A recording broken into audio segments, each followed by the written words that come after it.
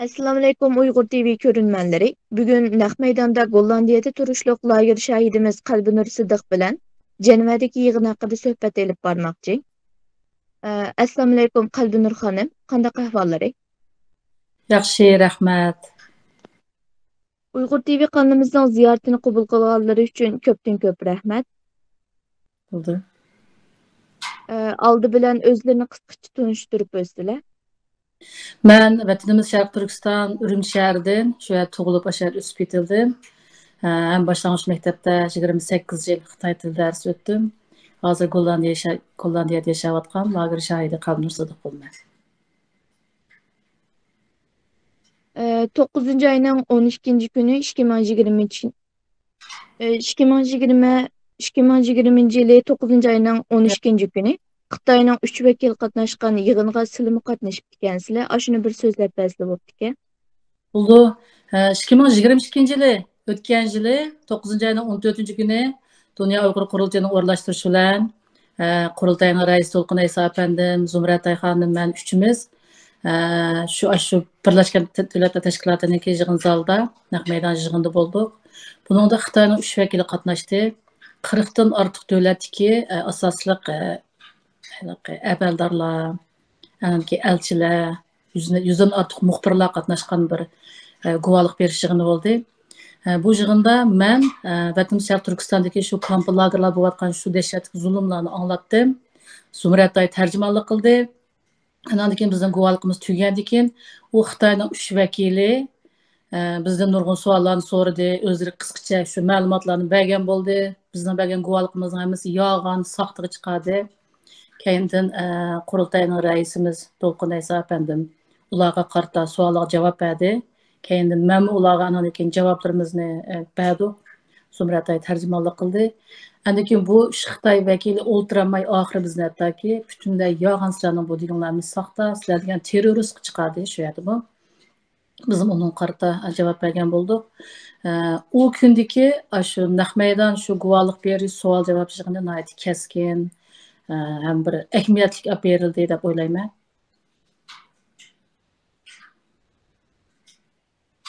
Andın mushu Cenevadagi yig'inda qanday so'zlar bo'ldi?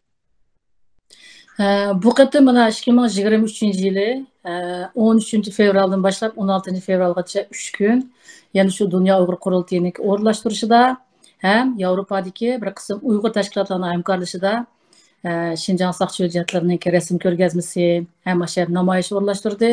Undan sirt yana Dünya qurultayining raisi To'lqin Ayso apandim, Zumratay, men uchimiz bu yig'in qatnashdik. Yig'in qatnash jarayonida dastlabda u yerda guvohlik berish o'rlashtirilgan.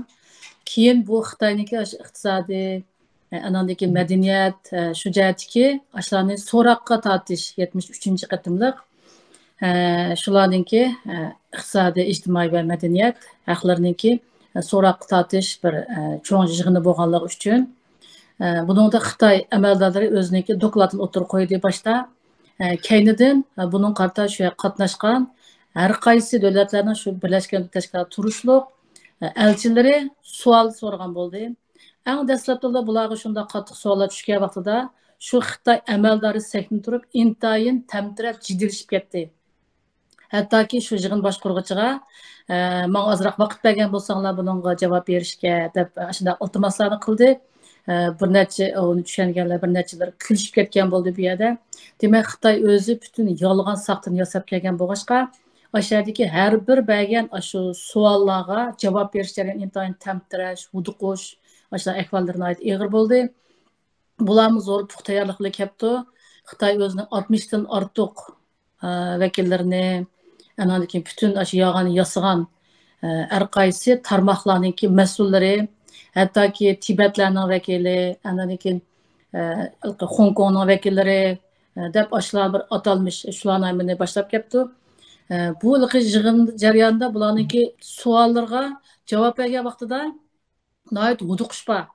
Masalan, savol so'ragan vaqtida ona bolalar qonuni, ona bolalar huquqi qanday qo'g'dalgan deb nihoyat ko'p savol so'ragan vaqtida uningki ashuliki Xitoy boshqaruvchisi shu yerdagi buningga shuning mas'ul shu doiradagi palonchi javob berdi dedi. U o'zining tayyorlagan materialini nihoyat tez suratda izlab tepib vuduqish ichida biz ana bolalar qonuni, qonun bo'yicha amal qilyapmiz, shu bo'yicha ijro qilyapmiz. Bularning huquq manfaatini alaydi, qo'g'diladi. Deb shunday javoblarni bergan bo'ldi. Demak, o'zi shu sohada, shu kasbda shuning mas'ul emas. Ashunda bir turkum insonlarni yasab kelgan bo'lg'achqa, uduqishni eg'ir bo'ldi, tamtirash ham eg'ir bo'ldi. Andan keyin bularningki bergan ma'lumotidimi doim shu o'zlari taqtiyotgan sapsata o'zining butun yog'onchiligi bo'yicha har qatim deganga o'xshash bizda kamplagerlar mavjud emas. Faqat o bir tarbiyalash markazida hattoki taptatmay dediki, tarbiyalash markazidagi o insonlar o'zlari talab qilib, ixtiyor qilib kirgan o'rin. Biz necha yildan shu Yevropadagi nurg'un davlatlarningki borgan muxbirlarni naq maydonga olib bordik.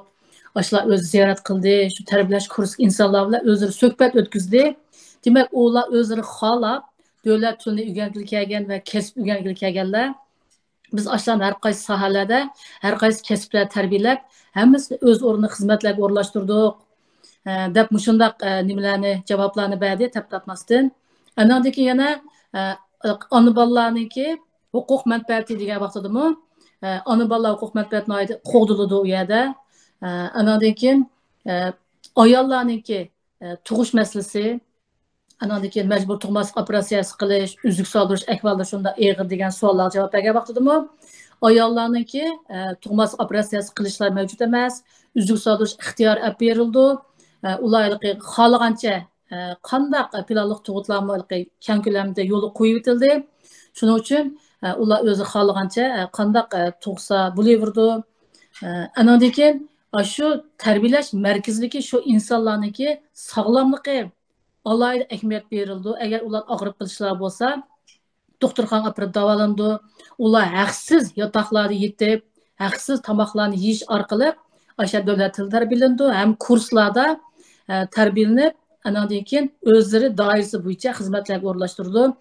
Bu yerda shu ayollarning xizmatga o'rlish nisbati mushu necha yildan deydi 43.5% o'rladi deb mushundaq pirsallashtirdi.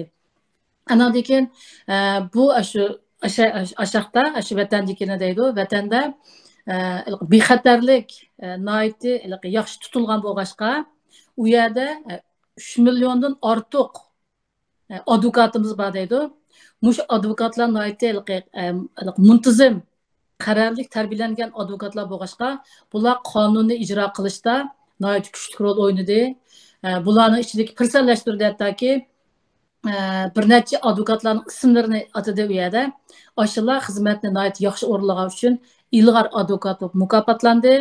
Buning ichida 30 necha advokat o'zining xizmat doirasida halqagan holda qonun xilop ishlar qilgan bo'lg'achqa, bularning biz qonun bo'yicha advokat bo'lsin, ularga jazo berdik.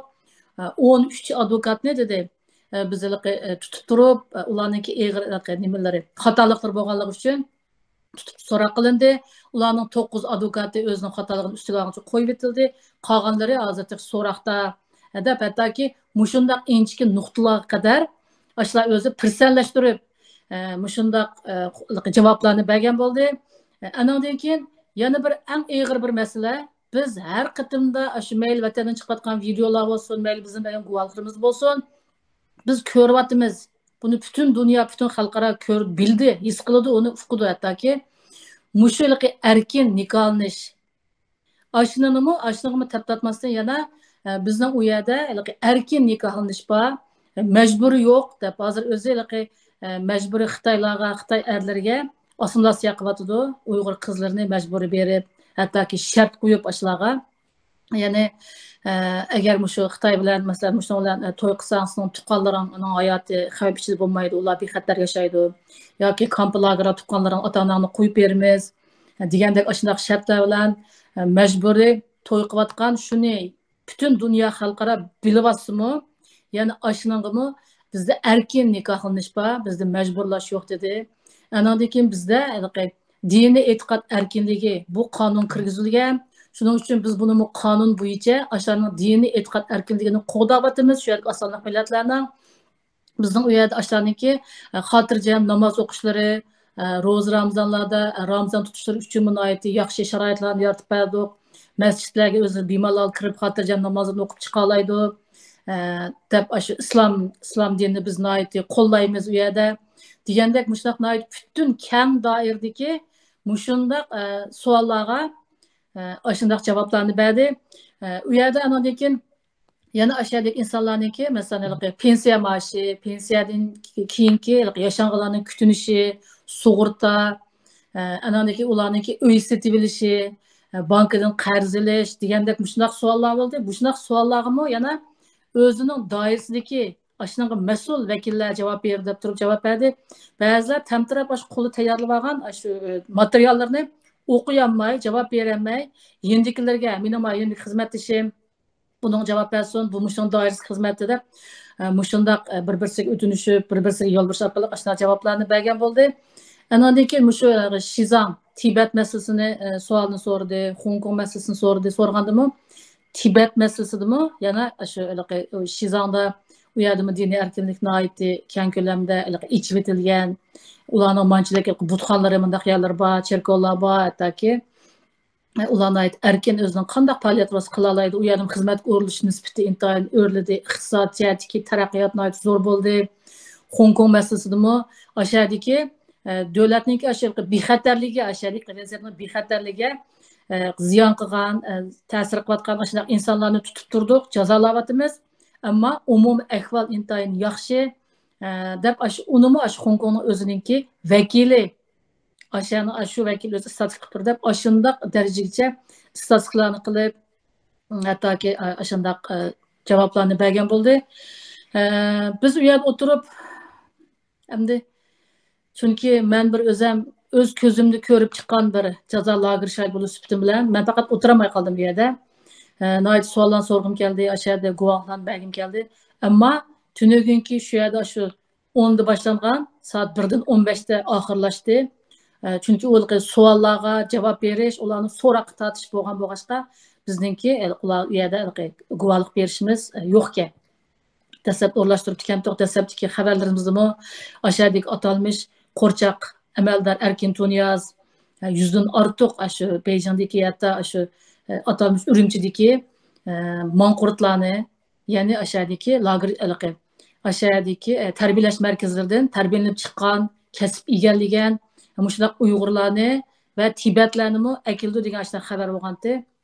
Keyindan ular kelmay ularning butun to'sildi ishlari ular qo'qda ekildigandan hattoki shunda bo'lg'achqa demak u yerda guvohlik berish biz anikin savol so'rab ularga savol so'rab sizning bu deganlarga biz yolg'on biz mush haqiqatni oshkorlab haqiqatni so'zlaymiz deydiganga bizga fursat bermadi shuning uchun biz ularninki bergan javoblaridan intayin ashada biyoram bo'lib o'tgan bo'lsakmi ammo bizning bir xo'sh bo'lgan yerimiz demak Xitoy BDT'ninki shu cho'ng yig'in zalida so'roq tortilib o'zi bir javob berayotgan bir yerda turayotgan vaqtingizda oshlarninki yolg'onlarnimi shuncha tayyorlab shuncha uzun zaman tayyorlab kelgan shu butun hammasi material o'qib berdi uni shu yolg'onlarnimi yolg'on bo'lg'achqa shuni tamkin holda so'zni o'qib bermagandan tamtirash huduqchilarning bo'lganligidan nurg'un savollar qo'yilib ketgan vaqtida bo'libmi Şizang atalmış Şinjan meselesi Hong Kong meselesi degan savollar ko'p so'ralgandi